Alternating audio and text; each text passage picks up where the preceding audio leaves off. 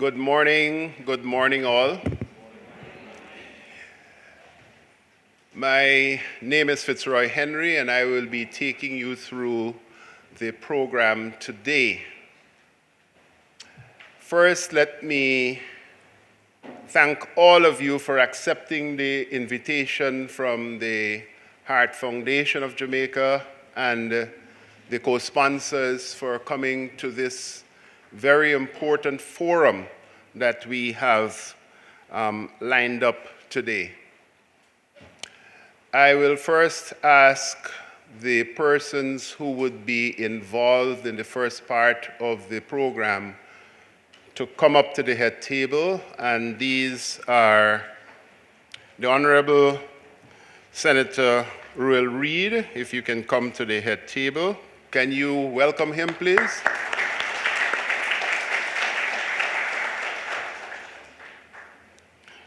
Dr. Andreen Chung, who is she's a consultant cardiologist, but today she is operating under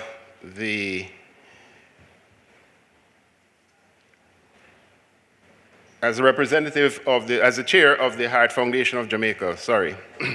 Dr. Tamu Davidson, can you come up please, representing the minister?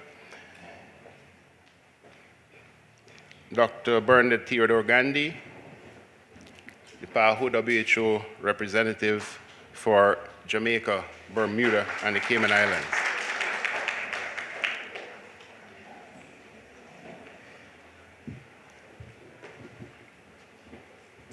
Thank you very much.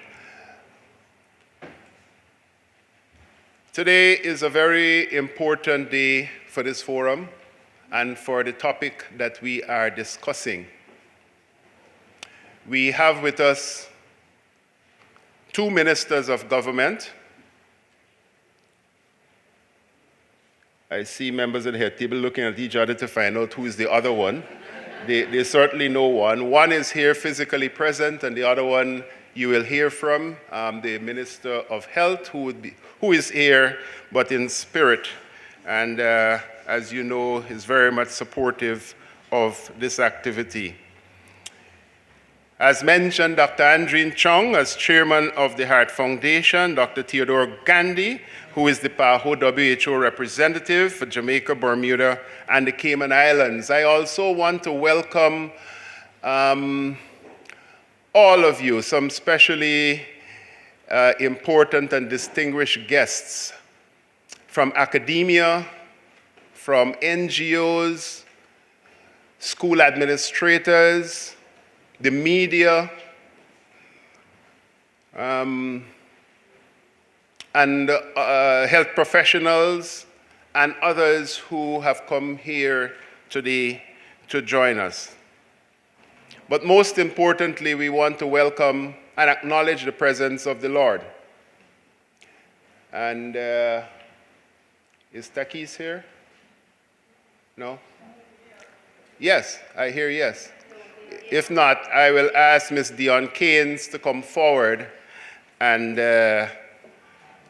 help us recognize the presence of the Lord.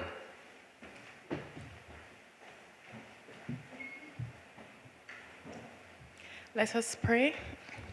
Our gracious God and our Heavenly Father, we thank you for the health that you have bestowed upon us. We thank you for the knowledge, the wisdom, and the learning which you have granted us. We ask that as we gather today to discuss solutions to face our growing crises of health in our country, that you would share and spread your wisdom, that you would give us your understanding, and that our mandate would be blessed and be successful.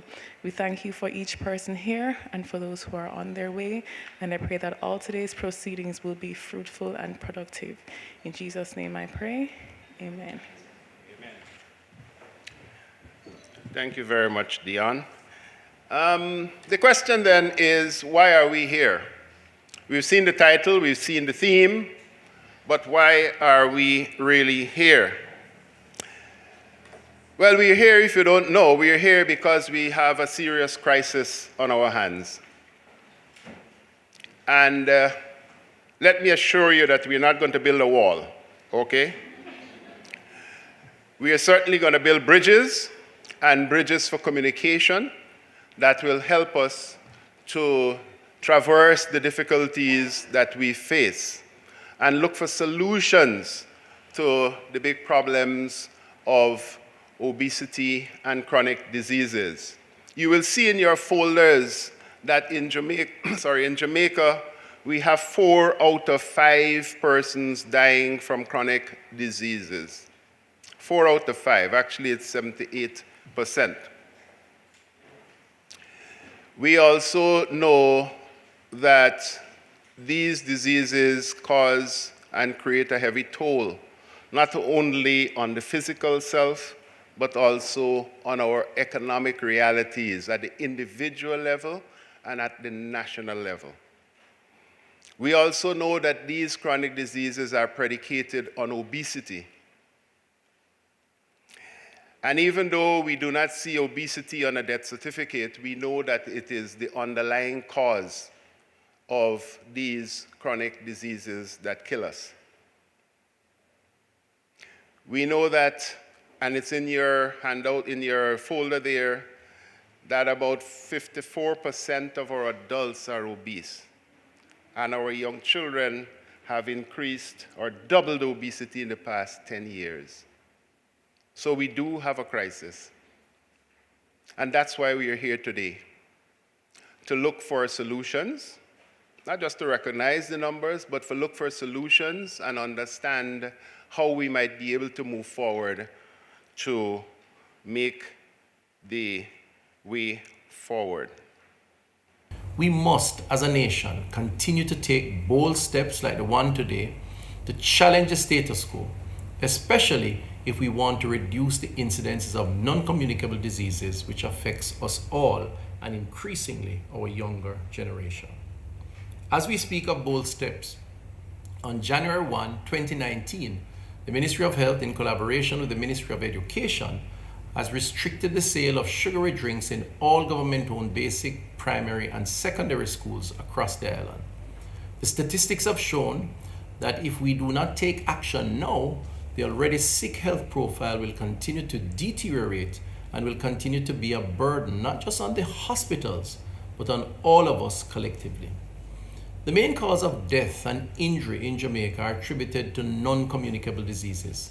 7 out of every 10 deaths, yes, that's right, 7 out of every 10 Jamaicans now die from an NCD such as diabetes, hypertension, cancer, and chronic respiratory disease. With the obesity rates in boys and girls doubling, our children are at a greater risk. Therefore, we must take an even greater interest into what they're eating and drinking. Sugary drinks are a big part of the problem. Some 68% of high school students drink a carbonated soda 1 or more times a day. 59% of high school students have fast food for lunch at least once per week. If we do not curb childhood obesity, now our children will go on to become obese adults. The health consequences of childhood obesity are not just physical, but also psychological and have serious long-term implications. Our Caribbean children are already showing risk factors for hypertension and diabetes. Therefore, we have to act and act now. Ladies and gentlemen, I am sure you already know this, but a person's health not only affects their life, but affects the lives of their families, the community, and the nation as a whole. When someone gets sick, the cost is not only borne to them, but their family and the entire society on a whole. Ill health means less time at school, less time on the job, lowered production and productivity, reduced GDP and savings, high healthcare expenditure, and the switching of expenditure on education and other social development to health.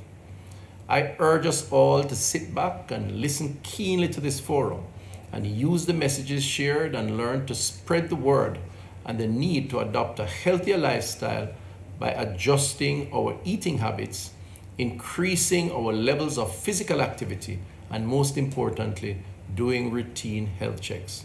Once again, I'm sorry I could not be there with you in person, but I hope the forum is a success. I look forward to continued work with the Heart Foundation and all our strategic partners. Have a good day. Okay, there you had it. Thank you very much in spirit, Dr. the Honorable Christopher Tufton. The opening ceremony where we'll have greetings and remarks and our guest presentation from the Honorable Minister. And then later on, we're going to have a panel discussion.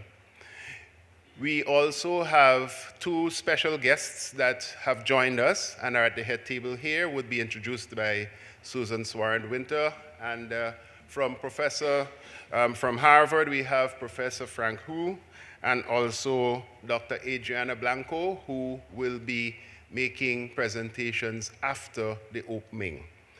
To start with the greetings, we will ask Dr. Andreen Chong, who is the chair of the Heart Foundation of Jamaica, to come and greet you, and she would be followed by Dr. Bernadette Theodore Gandhi, who is the PAHO WHO representative in Jamaica.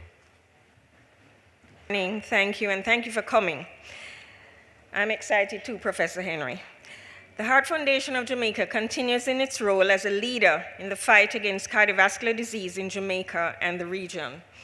Over the past few years, the foundation has redoubled its efforts to raise awareness among the general population and to arm the public with the tools needed to make the right choices for themselves. Screening for cardiovascular disease and its risk factors remains a core function of the foundation, along with health education and training. We have also taken a more prominent role in advocacy.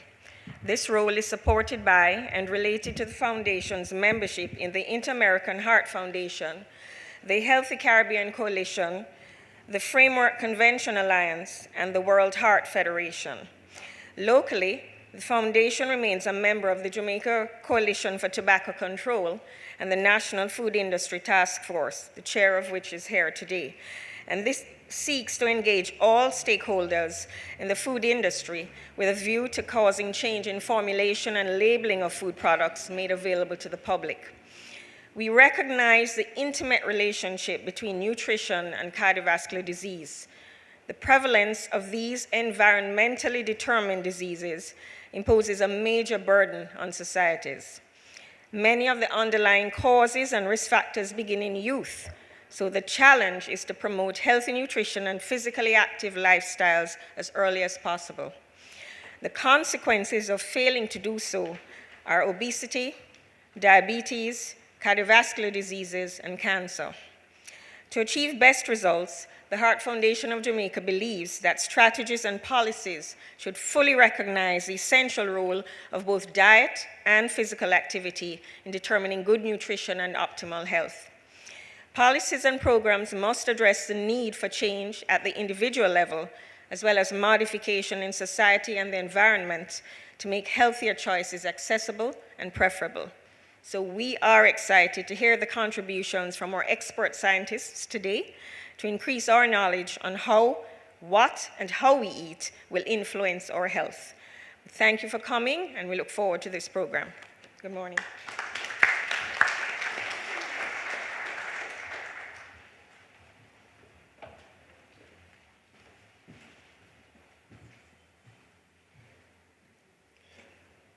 Senator the Honorable Roel Reid, Minister of Education, Youth and Information, Dr. Adriana Blanco, Unit Chief of NCD Risk Factors at PAHO, Dr. Andreen Chen, Chair of the Heart Foundation of Jamaica, Professor Frank Hu, Chair, Department of Nutrition, Harvard Chan School of Public Health, Dr. Tamu Davidson, Director of Non-Communicable Diseases and Injury Prevention at the Ministry of Members of the media, ladies and gentlemen, good morning.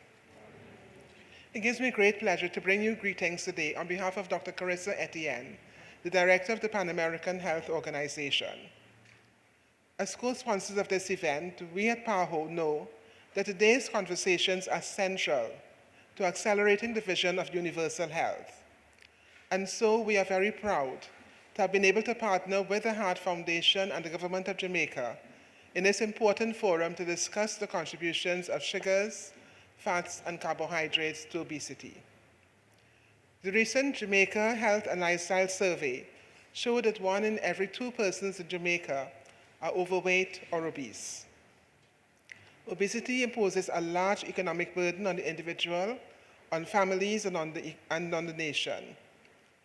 This economic burden is due to excessive health care expenditure, lost productivity, and foregone economic growth as a result of lost workdays, lower productivity at work, mortality, and permanent disability. The direct impact on families, though very real, is never fully costed. Family members, many times women, often give up or delay their own career or educational pursuits in order to provide home care. The results of this are far-reaching in society. Being either overweight or obesity increases the risk for developing non-communicable diseases, for example, heart disease, type 2 diabetes, some cancers, and stroke. In the Caribbean and here in Jamaica, non-communicable diseases are the leading cause of death and disability, accounting for 3 out of 4 or 75% of all deaths. The World Health Organization and PAHO have identified 5 major risk factors which contribute to the burden of NCDs: unhealthy diets, physical inactivity, tobacco, harmful use of alcohol, and air pollution. If Jamaica is to meet target 3.4 of the Sustainable Development Goals, that is to reduce by 1/3 premature mortality from non-communicable diseases by 2030, it is important and urgent to accelerate the actions to address each of these major risk factors. The focus of today's forum is on the contribution of the unhealthy dietary habits to obesity, and by extension to non-communicable diseases. The evidence shows that the excess consumption of calorie-dense foods containing high levels of saturated fats, trans fatty acids, free sugars, and either salt, either alone or in combination with insufficient physical activity, contribute to obesity and diabetes, as well as other NCDs. National dietary surveys indicate that foods and beverages high in free sugars can be a major source of discretionary calories in the diet, particularly in the case of children, adolescents, and young adults. The World Health Organization has produced a new guideline on sugars intake for adults and children, which recommends reduced intake of free sugars throughout the life course. In both adults and children, the intake of free sugars should be reduced to less than 10% of total energy intake. A further reduction to below 5% of total energy intake would produce additional health benefits. Fiscal policy interventions, such as taxation of sugar-sweetened beverages and subsidies on fruits and vegetables and other healthy choices, have been shown to influence consumer behavior at the point of purchase. These help to make the healthy choice the easy choice. PAHO applauds the Ministry of Health and the Ministry of Education, Youth and Information for the stance that they have taken to address the dietary choices of children in schools, evidenced by the interim guidelines for beverages in schools. Additionally, PAHO is continuing to collaborate with these ministries in the development of dietary standards for use in schools. These standards will address the levels of nutrients, such as sodium and fats, to be available in the meals that are served to students in schools. It would be remiss of me not to use this opportunity to encourage the Ministry of Health, the Ministry of Education, and indeed the Government of Jamaica to take on the full recommendations of the report of the WHO Independent High-Level Commission on NCDs, which are listed in the document, Time to Deliver.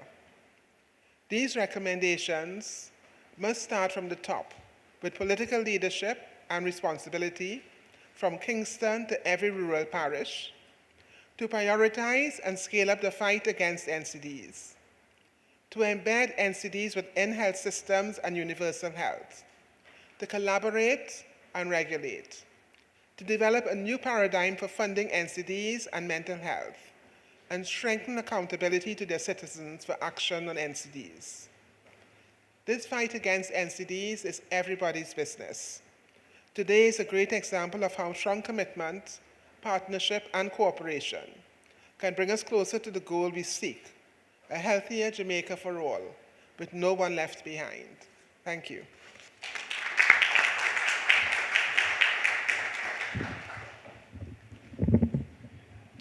Thank you very much, Heart Foundation and Pan American Health Organization, who are the major sponsors and organizers of this forum. You heard Dr. Bernadette Gandhi just now saying that the WHO recommendations on the priorities must start from the top.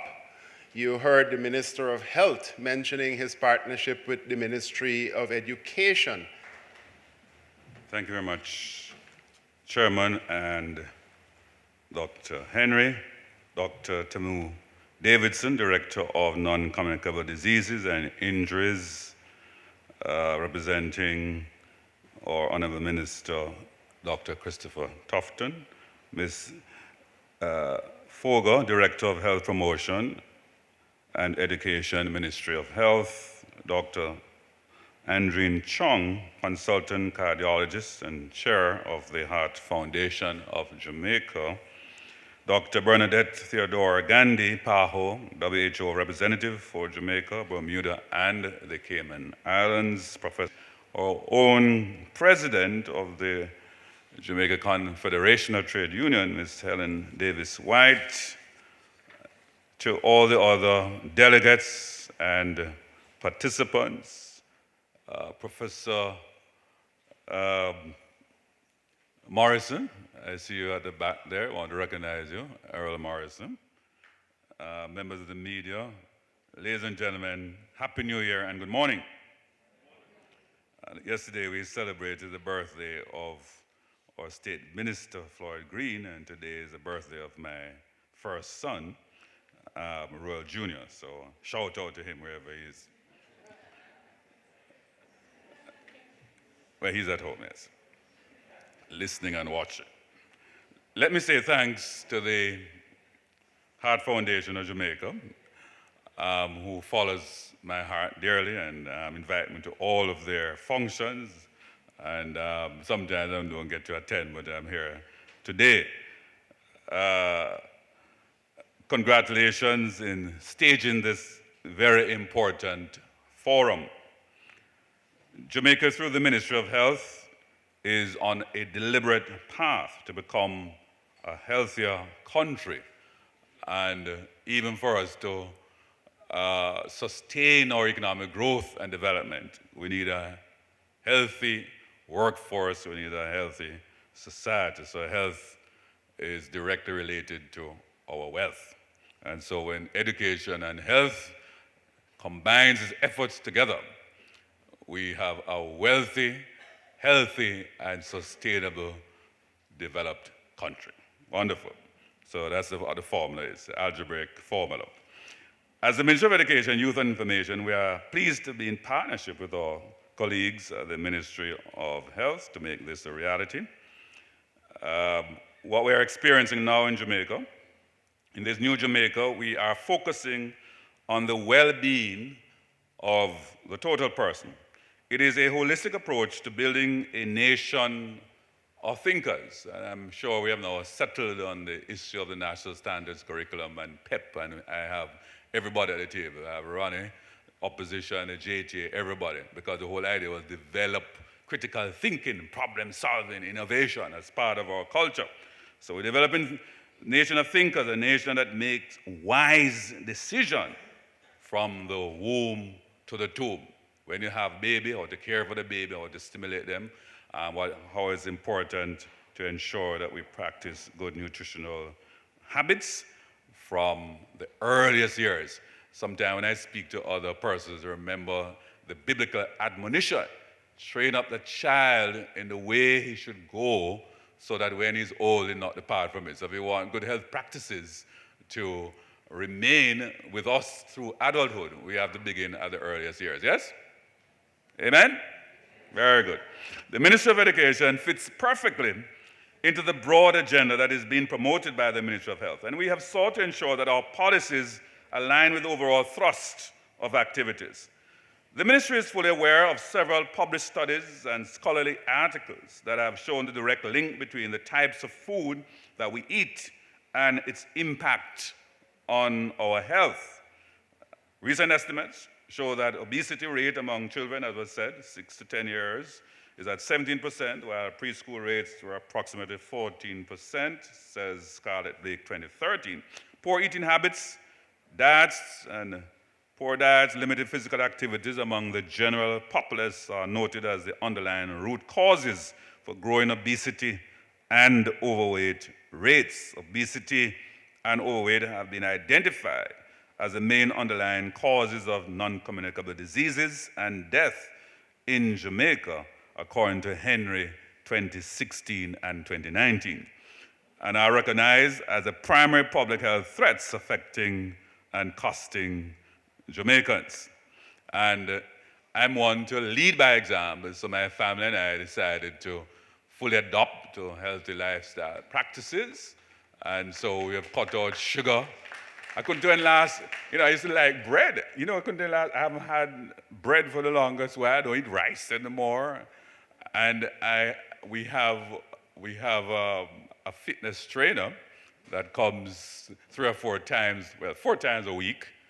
And we are getting slimmer, and we are very fit, and we are very healthy and ready. In fact, I was in a particular place, Lennon, recently. I was running up the hill, and the person said, man, minister. So I said it was not, I wasn't like it was just a flux. So I did it again. I showed them I was very fit, and it was a very steep hill. So it's important as leaders we practice what we preach. We're not just telling everybody and talking the talk, but we're walking the talk. I'm sure this fact is not lost on those who are attending this forum. It is estimated that the government of Jamaica spends more than $170 million annually to treat these NCDs. With these statistics in mind, the Ministry of Education, Youth and Development has developed and is now finalizing the National Schools Nutrition Policy. It is only fitting that this is done as our ministry has direct contact with children who will later become adults. The purpose, along with the work of Dr. Henry of this National School Nutrition Policy, is to promote healthy eating and physically active lifestyle in schools to improve the nutritional status of children and support their long-term physical and psychosocial development. We're hoping we'll have had the policy ready for January, but we still have some fine-tuning, but we decided to roll out the restriction of sugary drinks before. This policy on nutrition for schools in Jamaica is part of a broader health approach to promoting healthy choices in and out of school for children and youth. The aim is to equip children with the required knowledge and skills to make better decisions regarding diet, nutrition, and physical activity habits. The National School Nutrition Standards is being developed by the Ministry of Health. Will support implementation of nutrition-related aspects of the National Nutritional Program. It will outline the recommended nutrient standards for meals, non-meal items, for example, snack foods and beverages. Eventually, we will incorporate into the existing National School Feeding Program. And I pause here with Helen that we certainly note, and as a government, Minister of Agriculture, that we want to utilize more of our Jamaican produced products, to include that into the menu. Equally, what we are allocated in terms of funding for the school feeding program is inadequate. In fact, I am 100% below what we ought to be. So we are at the table negotiating with the Ministry of Finance in that regard, and I know Helen is very good very good at negotiating, and I know you have good contacts there over by the Ministry of Finance, so you and I, based on our own history, can make sure that we get the kind of support to make sure that we can properly fund our school feeding program. Because it's important that the government practices what is it that we put in the policy. It makes no sense that we say, okay, yeah, you're restricting the sugar levels in the drinks, but it's not the only thing that the students are consuming. So as a ministry, as a government, we have to make sure that what are being prepared in schools are conforming to these standards. And the school already saying, well, we need to give them the money so that they can properly conform to the particular standards. Of course, we now have the issue of plastic restriction as well in terms of how meals are served. The restriction in terms of plastic straws and so on. And so the alternatives in many instances cost more. They're all part of the cost of the delivery of the meal. So all I'm saying, I will have some serious discussion at next week's cabinet retreat so that we have the requisite funding to support the policy. It is an established fact that a continuous net intake of calories from unbalanced dietary sources and insufficient physical activity cause obesity. And I'm speaking to you're all the experts on this. The major contributors to excess calories are fats and sugars, processed, ultra-processed and convenience foods, including fast foods, are known to be loaded with fats, and attempts to reduce their consumption or alter their composition to healthier options are clearly justifiable. The fact, however, is that less than 20% of all Jamaicans consume fast foods more than once per week. This is in contrast to more than 75% of Jamaicans who consume more than one sweetened beverage every day. Findings, again, of the 2008 Jamaica Health and Lifestyle Survey. So, ladies and gentlemen, it is about behavior change by educating our children who, through our 0 to 13 strategy, focus equally at the earliest years. First 1,000 days, how important those years are, focusing, as I said, from conception, from the womb to the tomb. It will engender a culture where making wise health decisions becomes the norm. I'm interested to hear the panel discussion that we'll have later to glean pertinent information that will be beneficial to our team at the Ministry of Education, Youth and Information. We want to be fully aligned. I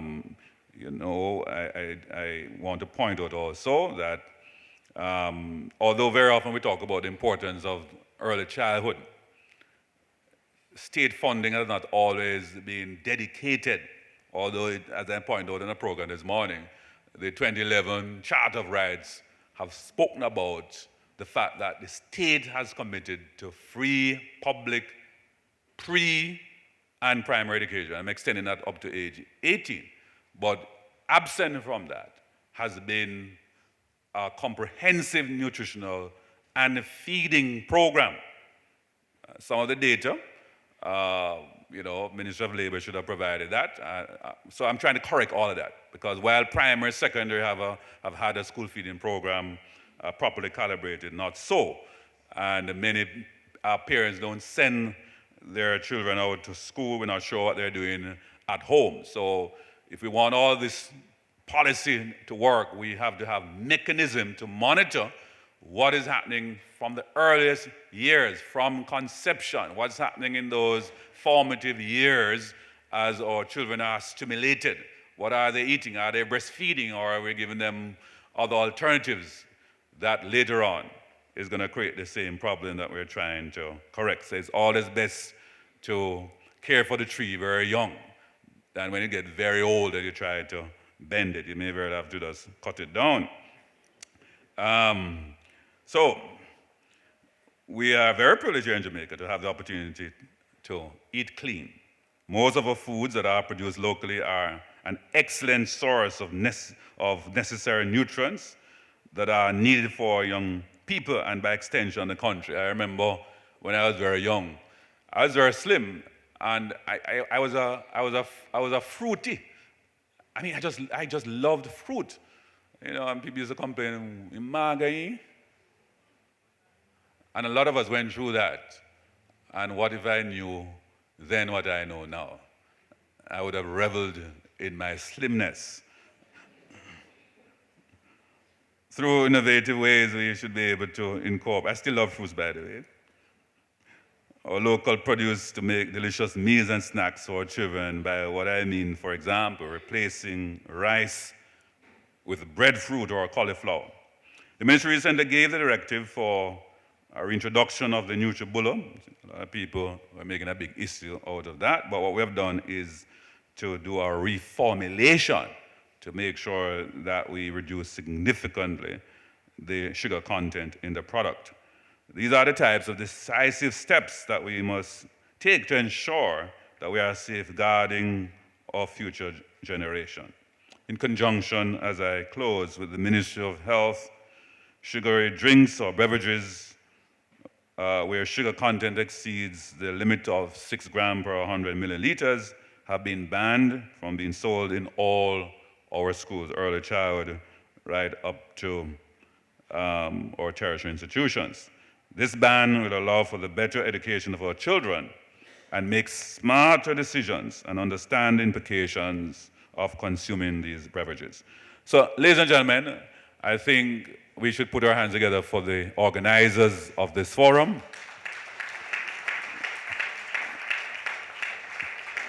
I think it's revolutionary. I was very fortunate to be in Delhi recently at the Partnership Forum for Maternal, Newborn, and Children and Adolescent Health. And a lot of what we're doing in Jamaica have been celebrated and validated. So we are very happy to lead the region and indeed the world in this revolution of ensuring we create healthier and more sustainable societies. Thank you very much, and I look forward to a very successful forum.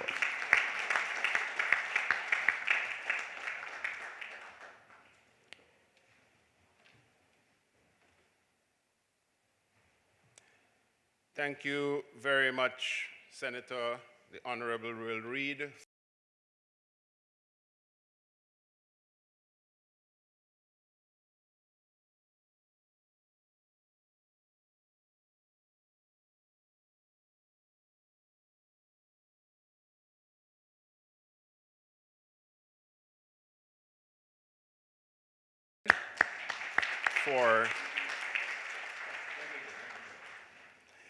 Okay, now we move on to two special presentations. One from the Harvard. Are you disappearing and leaving me up here? Minister, you can stay, please. Thank you. I'm not sure why they're running. I mean, one from the Harvard School of Public Health and one from PAHO. To introduce these presenters, could you welcome Dr. Susan Suarez-Winter from, she's a clinical nutritionist from CARE at UWI, who will introduce our two key speakers. I'm not sure how she's going to do it, if it's one at a time, but I leave that up to her. Of the National Academy of Medicine. Ladies and gentlemen, please join me in extending a very warm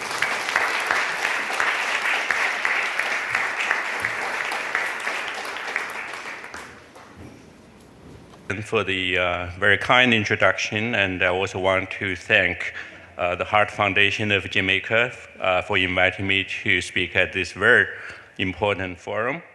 I'm very excited to be here, and I'm also very happy to get 2 days of summer by escaping from very cold winter in Boston. I wish I could stay here longer, but I have to go back to the freezing weather in 2 days, actually tomorrow. I'm very impressed by the strong commitment by the government of the Jamaica to improve the diet of its citizens and to reduce the risk of NCDs. I have attended many international symposiums and forums.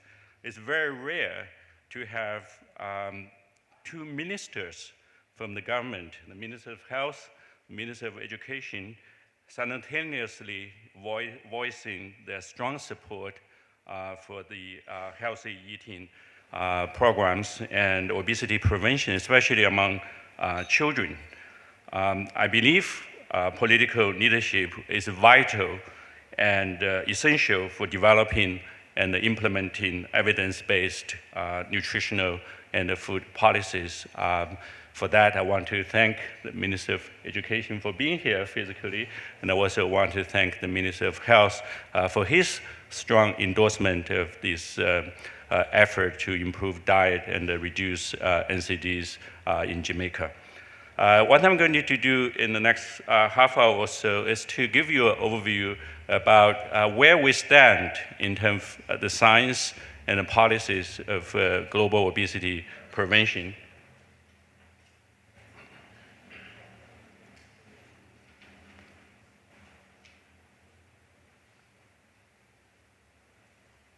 Let me start. Okay, so I think, as you all know, we are in the midst of a global obesity pandemic. In the past 4 decades, the prevalence of obesity in the world has more than tripled. Currently, almost 2 billion people in the world are overweight and obese. And in terms of the prevalence of obesity, it has increased dramatically in all parts of the world, including Caribbean countries, Latin Americas, and Asians, and so on and so forth. The prevalence of overweight and obesity is about 40%, and this number will continue to increase in coming years and decades. Childhood obesity has also become a global public health problem. In the past 4 decades, the prevalence of childhood obesity has more than quadrupled from about 4% in the 1970s to almost 20% currently. And as just been alluded to, the prevalence of childhood obesity in Jamaica has also increased dramatically in the past 2 decades. In many countries, especially in developing countries which are undergoing nutrition transition, there is still coexistence of undernutrition and overnutrition. This is the so-called double burden or dual burden of diseases.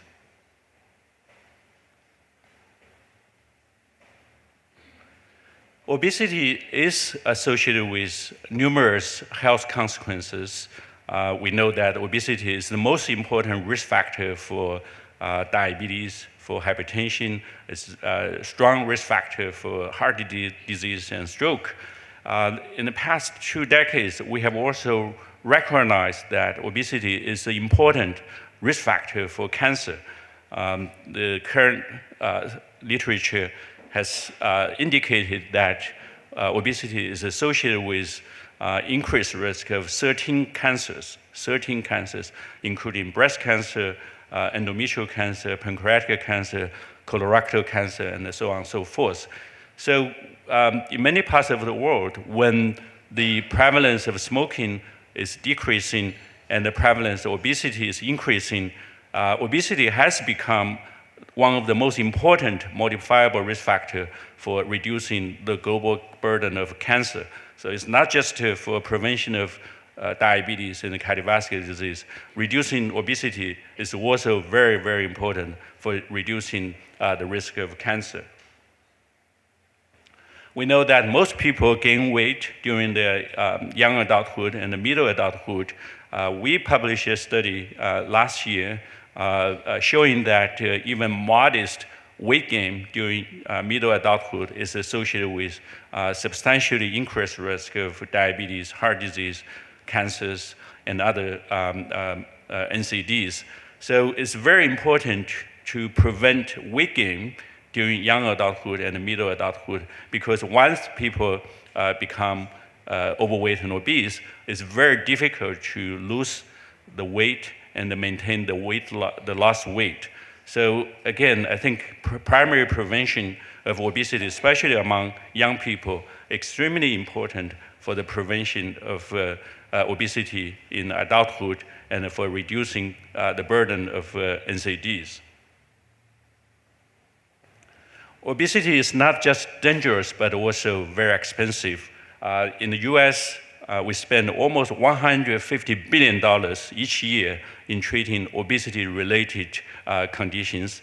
And there is a strong correlation between rising rates of obesity and the increase in healthcare costs in the US. Currently, we spend almost 1/5 of the GDP on healthcare. And this is not sustainable. One of the ways to reduce healthcare costs is to reduce obesity and obesity-related healthcare costs. Obesity is a complicated condition. It's not caused by just one or two factors. It's a multifactorial condition. Many people have said that my body weight is mainly determined by my parents, the genes I inherited from my parents. Even though genetic factors play some role in obesity, they are not major drivers of the current obesity epidemic. In the past 10 years, more than 200 obesity genes have been identified, but if you put all those genes together, they explain less than 20% of the population variance in obesity or in BMI. So clearly, genetic factors are not the main drivers of the current obesity epidemic. The main drivers of the current obesity epidemic, especially globally, are the three transitions we have been talking about: the nutrition transition, the epidemiological transition, and the demographic transition. The nutrition transition means the transition from traditional diet and lifestyle to more westernized diet and lifestyle. Epidemiological transition means the transition from undernutrition and infectious diseases to overnutrition and NCDs. But as I mentioned earlier, there is still coexistence of undernutrition, overnutrition in many populations. And the demographic transition means the transition from high fertility and high mortality to lower fertility and lower mortality. And that has led to accelerated aging of the population. We know that increased age is strongly associated with increased risk of major NCDs. Rapid urbanization has led to improved living standard for a lot of people. However, urbanization has also become a breeding ground for obesity, because we know that in many urban areas, especially in poor urban areas, there are limited opportunities for physical activity due to increased sedentary lifestyle, due to more driving, less walking and transportation activities, and physical activities are also substantially curtailed in areas with crime, with safety issues, and with high levels of pollution. Another consequence of rapid and planned urbanization is the obesogenic environment. I think in many parts of the world, we are living in a very obesogenic environment, which include widely accessible, cheap, highly processed foods, added sugar, especially sugary beverages, unhealthy fats such as saturated fats and trans fats, high amount of sodium, and availability of convenient and fast food, reduced consumption of fruits and vegetables, whole grains, legumes, and fiber-rich carbohydrate foods. The Western style of fast food has spread to all corners of the world. For example, the Yum brand, including KFC, Pizza Hut, Taco Bell, has more than 43,000 restaurants in more than 130 countries. McDonald's sells more than 75 hamburgers per second worldwide. Currently, China has 2,500 McDonald's, and this number is likely to double in the next 5 years. 2,500 McDonald's, and it will increased to 4,500 by 2020. There is already increasing or emerging evidence that regular consumption of Western-style fast food contribute to increased risk of diabetes and heart disease. This is a study published by my colleagues in Singapore. They have followed more than 43,000 Singapore Chinese for more than 10 years. What they found is that even after taking into account traditional cardiovascular risk factors such as hypertension, high cholesterol, and obesity, there is a strong correlation or association between increasing consumption of Western-style fast food and the increased risk of heart disease. So for people who consume Western-style fast food 3 or 4 times per week, almost like every day, they had more than 70% increased risk of developing a heart attack. So this is a very serious problem. The conventional wisdom is that the more fat you eat, the more likely you are going to get fat, more likely you are going to get a heart attack. But the current evidence indicates that not all fats are created equal. There are good fats and bad fats. The worst type of fat is the trans fat from partially hydrogenated vegetable oils. And saturated fat has been a controversial topic recently. However, the totality of the evidence indicates that a diet high in saturated fat from animal products is associated with increased risk of heart disease and premature death. On the other hand, there are healthy fats and good fats in our diet. For example, the fats from olive oil, from avocados, from nuts, seeds, and from fish. Those are healthy fats. Those fats can actually reduce LDL cholesterol and reduce risk of heart disease. So I think the recommendations should put more emphasis on the type of fats or the quality of fats rather than total amount of fats. And also, the contributions of different types of fats to obesity are different depending on the type of fats and the food sources of fats. What we found is that eating unhealthy fats, especially trans fat and saturated fat, contribute to increased weight gain and obesity.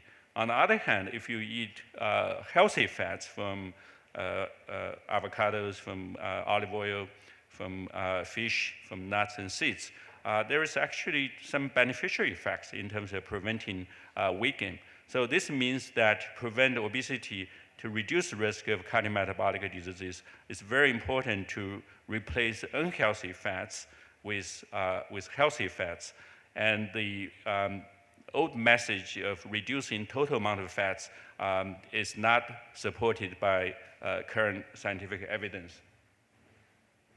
The good news is that trans fat has been largely out of the food system in the US. In 2006, the FDA mandated food labeling for trans fat, and because of that policy, most of the food companies phased out trans fat, reformulated their products, and substantially reduced the amount of trans fat in commercial bakery products, in packaged foods, in restaurant foods. And last year, the FDA officially banned trans fat in the US food supply. So this is a major achievement by the public health community, and represent one of the important successes in public health nutrition, and also illustrates the role of evidence-based recommendations that can play in improving diet quality and reduce risk of cardiometabolic diseases. So sugars, as have already been alluded to, become more and more important in our diet in terms of reducing risk of obesity and NCDs. there are many types of sugars in our diet, and the health effects of sugars are not created equal. And we have natural sugars from fruits and vegetables, from milk, but most of the sugars in our diet are added sugars, and especially the sugars added to the beverages, to commercial bakery products, to cold breakfast cereals, and so on and so forth. Yogurt is supposed to be a healthy food, but some of the small cup of yogurt contain 5 or 6 teaspoons of sugar. Even the ketchups has a lot of hidden sugar. So added sugars have become a major public health challenge in terms of obesity and NCDs. In the US, the good news is that added sugar consumption, especially sugary beverage consumption, has decreased substantially in the past 2 decades. There has been about 20 to 25% reduction in consumption of sugar-sweetened beverages or SSBs, especially among children. Unfortunately, the beverage companies, especially the multinationals, have exported the SSBs to other countries, especially developing countries. The sales of soft drinks have skyrocketed in many developing countries, including Latin America, Caribbean countries, Asian countries, and Eastern Europe. So this is reminiscent of the tobacco epidemic in the early 1990s, when cigarette smoking was declining in the US, and the cigarette companies began to export cigarettes to China, India, and other developing countries. And currently, this is the increase in sugary beverage consumption in developing countries resembled the phenomenon of the cigarette smoking in the 1990s. We know that SSBs contain a lot of sugar and a lot of empty calories. So just one 12-ounce soda contains 10 teaspoons of sugar and 140 calories. So this is a lot of empty calories and a lot of sugar. And many people drink several cans of soda. Another major problem is that the portion size of SSBs has exploded, especially in the US. And if you go to a movie theater, you can get half a gallon of soda and with free refills. So half a gallon of soda, that's several hundred calories. You have to run a half marathon to burn off all those calories from the sugary beverages. So that's why it has become a top public health priority to reduce consumption of SSBs, to reduce the portion size, and to reduce the sugar content of those beverages. The evidence on the relationship between SSBs and obesity is very strong and is convincing. Many epidemiological studies, clinical trials have examined the effects of SSBs on obesity in both children and adults. The results have been remarkably consistent. We published several original studies using cohorts at Harvard. We have also published several meta-analyses on the relationship between SSBs and obesity. So overall, even one can of soda can increase the risk of childhood obesity by 50–60%. That's a lot. We are talking about just one can of soda every day. And for adults, regular consumption of SSBs increase the obesity risk by 20–30%.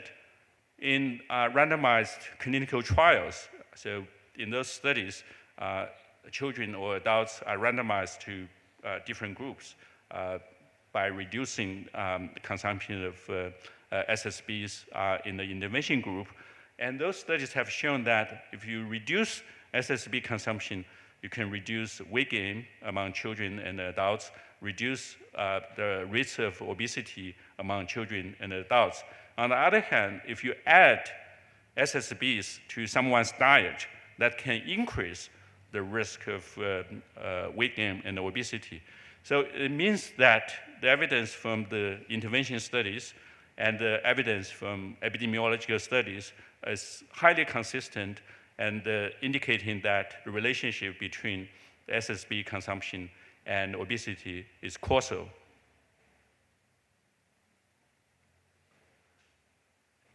This is a meta-analysis published in the American Journal of Clinical Nutrition a couple of years ago on the consumption of added sugar, especially SSBs and several cardiovascular risk factors. This meta-analysis summarized results from 39 randomized clinical trials. And this meta-analysis provides the strongest evidence that added sugar influences blood pressure and blood lipids independent of the effects of sugar on body weight. So it means that the deleterious effects of added sugar, especially SSBs on your blood lipids, on your blood pressure, are not entirely explained by increased body weight. So this is very important. So it means that even though we know sugary beverages contribute to empty calories and weight gain, the sugars themselves may have independent deleterious effects on our metabolism, on triglycerides, on fatty liver disease, and other cardiovascular risk factors. This is a meta-analysis we published in 2010 on the association between SSB consumption and type 2 diabetes. This meta-analysis summarized 9 large cohort studies conducted in the US, in Europe, in Asia. What we found is that 1 to 2 servings per day of SSB consumption was associated with 26% increased risk of developing type 2 diabetes, 26%. And this increased risk was not entirely explained by obesity. So when we included obesity in the analysis, there is still significant positive association between SSB consumption and the increased risk of type 2 diabetes. 2 years ago, the British Medical Journal published updated meta-analysis on SSBs and the type 2 diabetes. The results are very similar, even though the number of studies has doubled and the number of cases of type 2 diabetes has more than tripled, but the positive relationship between SSBs and the incidence of type 2 diabetes is very consistent. Besides weight gain, diabetes, metabolic syndrome, and cardiovascular disease, SSB consumption has also been associated with other health problems, especially gout, which is a very painful inflammatory arthritis condition. And many studies have also shown that SSB consumption is associated with accumulation of fat in the liver, which lead to increased risk of non-alcoholic fatty liver disease. Non-alcoholic fatty liver disease has become a global epidemic because of the unhealthy dietary patterns, especially the overconsumption of added sugar and sugary beverages.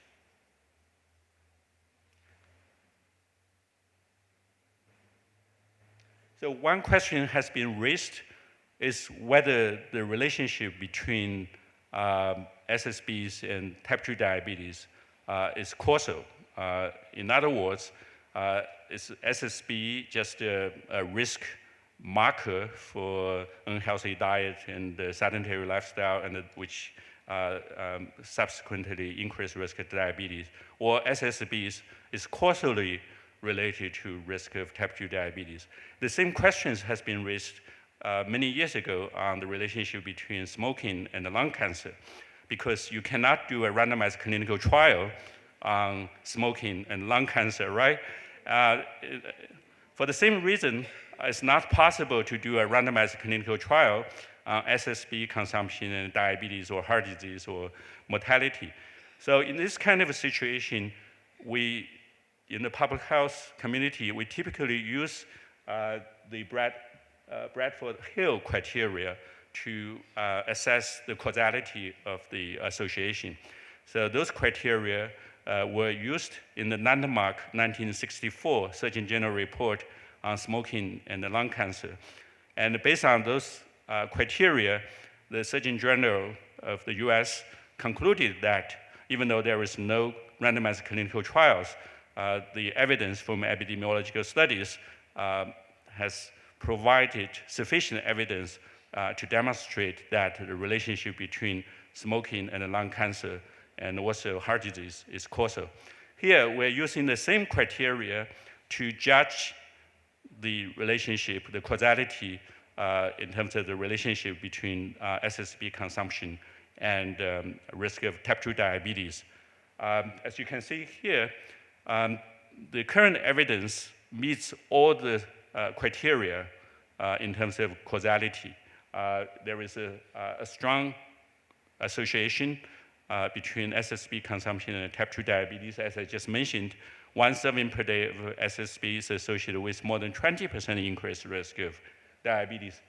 There is a strong consistency in the literature across different populations, in different ethnic groups, and in different countries.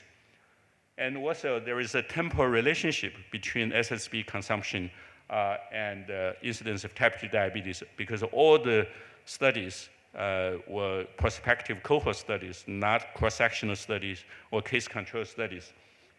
And another important criteria is dose-response relationship or biological gradient. In the literature, you can tell that the higher the SSB consumption, the higher the risk of type 2 diabetes risk. So there is a clear dose-response relationship between SSB consumption and the increased risk of diabetes. And there is also very strong biological plausibility in terms of the observed association. We know that liquid calories, especially liquid sugar calories, are not satisfying, and people can easily add liquid calories on top of their diet, and this leads to incomplete composition for liquid calories in subsequent meals. And finally, there is experimental evidence that reducing SSB consumption can reduce body weight, reduce insulin resistance, and reduce chronic inflammation. So with confidence, I can say that the current scientific evidence for SSB consumption and type 2 diabetes meet the Bradford-Hill criteria in terms of causality. There are several biological pathways or mechanisms through which SSB consumption contribute to increased risk of diabetes and cardiovascular disease. The first mechanism or pathway is through increased caloric intake and increased weight gain and obesity, which is a very obvious mechanism.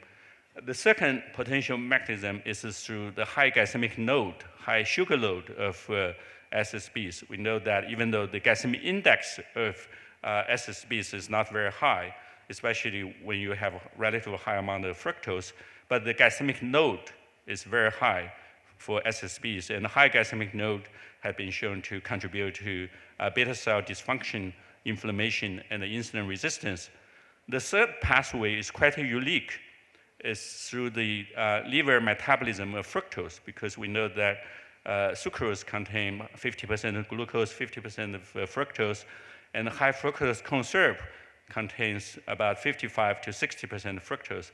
Fructose is metabolized in the liver. Overconsumption of fructose can be converted to fats in the liver, triglycerides in the liver, lead to fatty liver disease, accumulation of fats in the liver, and also in the abdominal area, which lead to central adiposity and visceral adiposity. And liver fats and also the fats accumulated in the tissues such as muscles lead to increase insulin resistance, and that can lead to increased risk of type 2 diabetes. So when we talk about mechanisms, a lot of people have been focused on fructose. Fructose is not the whole story, but it's an important part of the story. The high amount of sugar load, high amount of glycemic load, and the overconsumption of calories, they're all playing a very important role in the relationship between SSBs and cardiometabolic disease. So one question has been raised is why we want to target SSBs. As I just mentioned, the scientific evidence is strongest for SSBs, even though we have other unhealthy components in our diet. But the evidence for SSBs is overwhelming from basic science, from epidemiological studies, and from clinical trials. And the SSBs are the major source of added sugar. In the US, more than half of added sugar come from SSBs. I assume this is the same in Jamaica. And SSBs are very unique because they provide empty calories which have no redeeming nutritional values, no fiber, no vitamins, typically. Even if you add some vitamins, add some fibers to Coke or Pepsi, that's not going to enhance the nutritional value of those beverages. And as I mentioned earlier, liquid calories are not as satiating as calories from solid food. So it's very easy for people to add liquid calories on top of their diet. Another main reason is that the beverage companies spend billions of dollars advertising their products to children, to vulnerable populations, to the general public. Coca-Cola, Pepsi were the largest sponsors of Olympics, the World Cup, and numerous children's sports events. And another important reason is that SSBs are a distinct product that is highly amendable to reformulation and regulations. Studies have shown that taxations can reduce purchase of SSBs, and the tiered tax in UK has led to reformulation of SSBs by reducing the amount of sugar. So I think this is very different from other products, which is more difficult to reformulate and to change based on policies and regulations.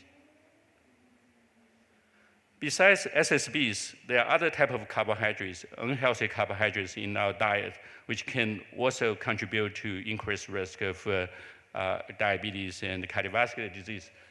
This is a carbohydrate quality score that we developed based on the current evidence. So on the right-hand side, we have very high-quality carbohydrates, such as fruits and vegetables, low glycemic index, minimally processed whole grains, legumes, and the lentils. So those carbohydrates are high quality because they provide beneficial nutrients, and they have lower glycemic insulinic responses. They provide high amount of fiber. On the left-hand side, you have the poorest quality carbohydrates, which is sugary beverages. We give a score of 0. It could be negative because, as I mentioned earlier, it gives you a lot of empty calories with no redeeming nutrition value. And then in the middle, you have different type of carbohydrates with different qualities. The problem is that most of the carbohydrate stable foods in our diet are not high quality. For example, the high glycemic index potatoes and the high glycemic index white rice, which are widely consumed in Jamaica. I mean, they're certainly better than added sugar, pure sugars, but they also have a high glycemic index and have relatively low amount of fiber, and if consumed on a regular basis, can also contribute to risk of diabetes and cardiometabolic diseases. So I think besides SSBs, we should pay attention to the overall quality of our carbohydrates by shifting the carbohydrate quality from the left-hand side to right-hand side by increasing consumption of high-quality carbohydrate and reducing consumption of low-quality carbohydrate. But this doesn't mean that we shouldn't target SSBs. As I mentioned earlier, SSBs are low-hanging fruit for reducing the risk of obesity. Unfortunately, SSBs are not fruits. Really bad in terms of nutrition values and the risk of obesity. How about diet soda? Can we use diet soda to replace SSBs? The evidence on diet soda is still very inconsistent, inconclusive. There is some evidence that if you replace SSBs with diet soda, you can reduce energy intake, body weight, and body fat within the short term. Most of the studies lasted for 6 months to 1 year, but the long-term health effects of artificial sweeteners are still uncertain. So that's why we have been very cautious in terms of recommending artificial sweeteners as a replacement for sugary beverages. And also high-intensity sweeteners are hundreds times sweeter than sugar, and therefore may condition your taste bud to crave sweet foods. And if you drink diet soda on a regular basis, a lot of sweet foods like carrots, apples don't taste sweet anymore, right? So that is not good because those are healthy foods and those are supposed to be very sweet food. But if you drink diet soda on a regular basis, those healthy food don't not taste sweet anymore. That's why the American Heart Association has been very cautious in recommending low-calorie sweeteners or artificial sweeteners as a replacement for regular soft drinks. Children should not drink artificial sweetened beverages long-term because of the long-term effects are very uncertain. And for adults who are regular SSB consumers and who are overweight and obese, the artificial sweetened beverages may be used as a temporary strategy to reduce SSB consumption. So you can consider diet soda as a nicotine patch, right? So for smokers, nicotine patch can be used as an effective temporary strategy to kick your smoking habits. For regular SSB consumers, you still prefer the sweet taste. You don't want to go cold turkey. And you can use diet soda as a temporary solution to reduce your SSB consumption. But the long-term effects are still very uncertain at this point. Many national and international organizations have provided very strong support and endorsement of reducing SSB consumption and also SSB tax.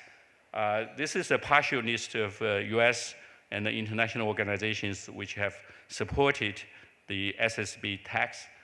This includes American Academy of Pediatrics, American Medical Association, the Institute of Medicine, the CDC, American Heart Association, American Diabetes Association, American Cancer Society, and also the US Dietary Guidelines Advisory Committee. It's very rare for all those organizations, the top organizations, have unanimous support for one public health solution or one public health policy. As you know, in the US, there are many different opinions and across many different organizations. But on the topic of soda tax, the position is very, very consistent, very unanimous. I want to show you the American Diabetes Association's position statement on soda tax. It says that it's also worth noting the association has championed public health initiatives that tackle the issue of SSBs. Among many other initiatives, we have supported state and local taxes on SSBs and the state legislation that would require warning labels on SSBs. So it's not just tax, but also the warning labels. Similarly, at the federal level, we have supported food labeling and other initiatives to reduce intake of sugar. So there is no hesitancy for the American Diabetes Association to support this very important policy initiative to reduce the consumption of added sugar in the sugary beverages. American Heart Association has also supported reducing SSBs and also the soda tax, and recommend that children less than 2 years of age should avoid added sugar. So this is a very strong recommendation. As already mentioned earlier, the WHO has issued strong guidelines or recommendations on added sugar, and this recommendation was based on evidence. A meta-analysis commissioned by WHO provided strong evidence that adults who reduced their sugar intake also reduced body weight. Increased sugar intake is associated with weight gain. SSB consumption is associated with increased childhood obesity. So the evidence is very consistent from this meta-analysis. And another reason is that added sugar consumption is associated with high rates of dental caries. This has been known for many, many, many years. The dietary guidelines for Americans are updated every 5 years to take into account new evidence on diet and health. In 2015, I had the privilege to serve on the US Dietary Guidelines Advisory Committee. The committee spent almost 2 years reviewing and synthesizing the vast amount of literature on diet and health, and developed the scientific report on the dietary guidelines for Americans. And then the report was translated into the official dietary guidelines for Americans 2015 to 2020. So the dietary guidelines recommend overall healthy eating pattern for Americans to reduce the risk of NCD. And some of the key elements include limiting consumption of added sugar, saturated fat, and sodium.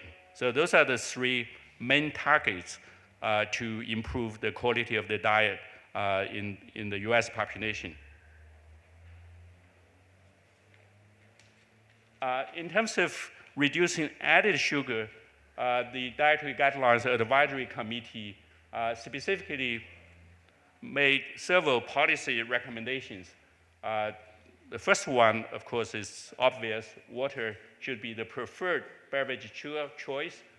And the second recommendation is that the nutrition facts panel should include added sugars. And then third one is that consumers would benefit from a front of package label. And then the next one is reducing added sugar in foods, and SSBs in school meals should continue. And finally, there should be policies to limit exposure and marketing foods and beverages high in added sugar to children and adolescents. I'm going to skip some of the slides. Just want to show you the nutrition facts label in the US have been revised by the FDA.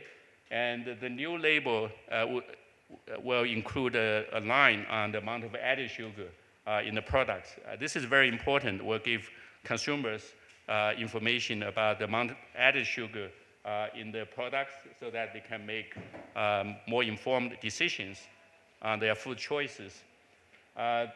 The revised implementation of the revised labels, the food labels, have been delayed by the current administration. And so currently, the implementation of the labels are set to start in 2020 for large companies and 2021 for small companies. So finally, I just want to mention that we have learned a lot of lessons for the past public health campaigns, and there are several features of the the successes about this public health campaigns. The first one, of course, is to have the strongest evidence base for the policies to be based on. We need a strong foundation, and the science and the evidence will lay the foundation for the policies. And the second lesson is that we should have adequate duration and persistence, especially for NCD prevention. It's not going to happen within weeks or even years. It takes decades for us to achieve the important milestones and the important public health successes that we want to have. And the second lesson is that even though education is very important, but to change the food environment, we need legislative actions, we need regulations to improve the overall food and obesogenic environment. And also advocacy is very important. We, in the US, we're very fortunate to have CSPI and other advocacy organizations that promote a healthy diet and to help us translate evidence into policies. Of course, political leadership is vital to develop and implement important food policies and nutrition policies. And finally, there should be shared responsibility by consumers, communities, scientists, food industry, and governments. We cannot do it alone. It takes a village for us to develop the science base, the evidence base, for us to educate the public, the health professionals, for us to translate the science into policies, and finally, for us to implement the policies that will make public health impacts. But translating science into policy is not a straight line, right? It's always one step forward, two steps back, or two steps forward, one step back. And it takes a lot of efforts, the evidence, the leadership, and the advocacy. And all of you in this room can play a very important role, very vital role in translating what we know today into the policies that can have real public health impact. Thank you very much for your attention.